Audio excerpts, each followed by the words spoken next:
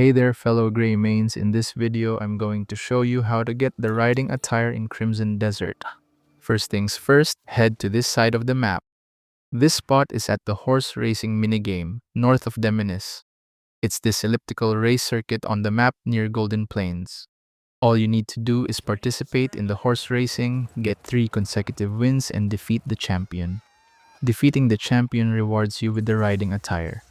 The riding attire provides 5 defense and additional lightning resistance. But the main purpose of this armor is that it allows you to reduce the difficulty when taming horses.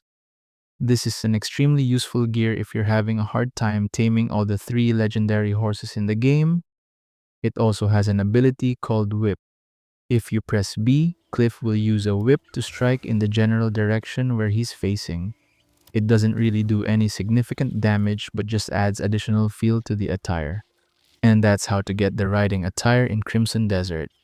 Please do drop a like and subscribe, it really helps the channel grow, and I'll see you in the next tutorial. Thank you so much for watching.